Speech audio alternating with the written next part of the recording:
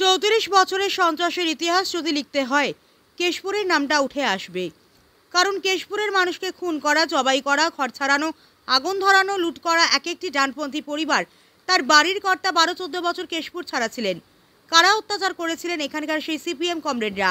রবিবার কেশপুরে এসে সম্প্রতি এসএফআই এর কেশপুর থেকে শালবনী মিছিল প্রসঙ্গে বলতে গিয়ে সিপিআইএমকে পাল্টে সন্ত্রাসকারী বলে কটাক্ষ করলেন কেশপুর বিধানসভার বিধায়ক তথা রাজ্যের পঞ্চায়েত প্রতিমন্ত্রী শিউলি সাহা। তিনি বলেন, কেশপুরে দাঁড়িয়ে এসএফআই এর রাজ্যনেত্রী সন্ত্রাসের কথা বলছেন। 34 বছরের ইতিহাসে কেশপুর সহ জেলার বিভিন্ন প্রান্তে মাটি খুলে অস্ত্র ভাণ্ডার পাওয়া যেত। কেশপুর যে সিপিএম এর শেষপুর সেটা সেদিনের মিছিল প্রমাণ করেছে। সিপিআইএম নির্লজ্জ বেহায়ের মতো কথা বলছে। আয়নার সামনে দাঁড়িয়ে নিজের মুখটা দেখা উচিত ওদের। ঠিক কি বলেছেন শিউলি সাহা, শুনুন। খুন করা, জবাই করা, ঘর ছাড়ানো, আগুন ধরানো, লুট করা, এক একটি ডানপন্থী পরিবার তার বাড়ির কর্তা 12 বছর 14 বছর কেশপুর ছাড়া ছিল। কারা অত্যাচার করেছিল? আর যে জামশেদ ভবন থেকে দেখছেন এখানকার আর সেই সিপিএম কমরেডরা। এখানে একসঙ্গে 7 জনকে খুন করা হয়। জল চাইলে বন্দুকের নল ঢুকিয়ে গুলি করে মারা হয়। পুকুরকে রক্তাক্ত করা হয়, পুকুরের জলটা রক্তে লাল হয়ে যায়। এমনকি পুকুরে বিষ দেওয়া হয়, পশু পাখিকে মেরে দেওয়া হয় বিষ দিয়ে, বেনা চাপড়ার কাণ্ড ঘটানো হয়। আমার এখানেই কত মানুষ শহীদ হয়েছে। এখানেই মাটি খুলে জঙ্গলের ভিতর থেকে বাক্স বাক্স করে আমাদের কার্তুজ পাওয়া গেছে, অস্ত্র পাওয়া গেছে, অস্ত্র ভান্ডার ছিল। লালগড়, গড়বেতা, শালবনী, কেশপুর, কি নেই, কি ছিল না 34 বছরের ইতিহাস। তারা সন্ত্রাসের কথা বলে। আমি দেখেছি কোনো মিডিয়া দেখিয়েছিলেন সেদিন যে কেশপুরে সহ বেশ কয়েকটি ব্লক বিধানসভায় যেখানে নাকি এসএফআই সংগঠনের সদস্য সংখ্যা বেড়েছে।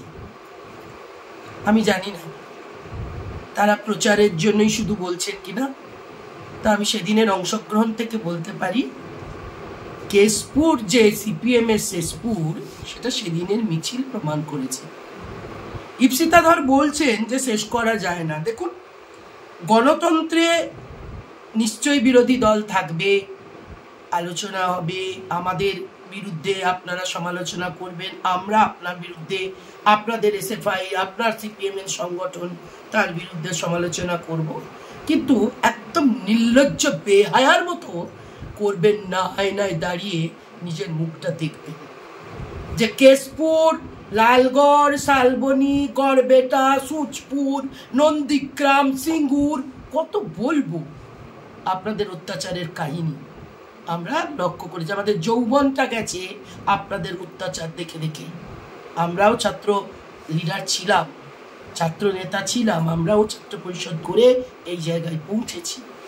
তাই নির্লজ্জের মতো বলবেন। আর কেশপুরে সিপিএম বলছেন, কেশপুরের পঞ্চায়েত জানেন 15টি জিপি, সবগুলোতে আপনারা হেরেছেন। আপনারা পঞ্চায়েত সমিতি 42টা সিট, এখন হয়েছে 45টা, একটাতেও আপনারা নেই। জেলা পরিষদ 3টে নেই, এমএলএ তো নেই, এমপি তো নেই। এরপরও কি বলবেন জিরো পাননি, শূন্য হননি? হ্যাঁ, আপনারা সেই দিনটার জন্য আবার অপেক্ষা করছেন, কিভাবে গন্ডগোল লাগানো যায়, কিভাবে আবার ঘরছাড়া করা যায়, কিভাবে আবার অত্যাচার করা যায়, কিভাবে রাতের অন্ধকারে অস্ত্র নিয়ে ঢোকা যায়, বোম বারুদের খেলা করা যায়। সেগুলো আপনারা ভিতরে ভিতরে করছেন, খবর পাচ্ছি।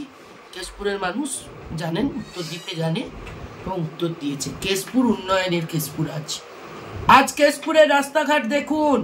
2-1টা রাস্তা নিয়ে আপনি প্রশ্ন তুলতে পারেন। 34 বছরে কাজ করেননি, শুধু হারমাদ পুষেছেন। ডেভেলপমেন্ট হয়েছে কিছু? দেখিয়েছেন কিছু? বলেন আপনারা গরিবের সরকার, কি করেছেন গরিব মানুষের জন্য? আজ পেটের ভাত যদি কেউ দিয়ে থাকে সেটা মমতা বন্দ্যোপাধ্যায় দিচ্ছে।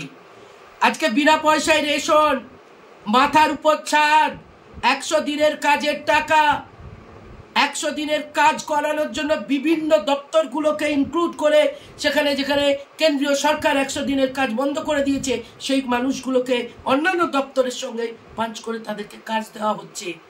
কর্মশ্রী চালু করেছে আমার সরকার। আজ কন্যাশ্রী থেকে যুবশ্রীতে বিভিন্ন প্রকল্পের মধ্য দিয়ে। আপনি বলছেন শিক্ষায় দুর্নীতি, আপনার সময় শিক্ষায় দুর্নীতি হয়নি? হয়নি আপনাদের সময়?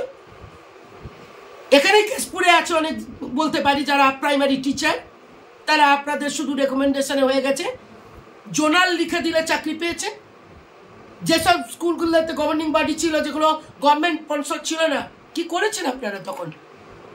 বলতেন, আমিও ওই সময় ছিলাম, বলতেন যে ওখানকার এলসিএস এর কাছে লিখে নিয়ে আসুন তবে আপনার হবে। আমি পরীক্ষিত, এলসিএস দেয়নি, কারণ আমি ছাত্র পরিষদ করতাম, কংগ্রেস করতাম, তৃণমূল কংগ্রেসের, তখন 98 আগে আমি কলেজে পড়তাম, তখন আমাকে এলসিএস দেয়নি, সেই জন্য আমাদের চাকরি হয়নি।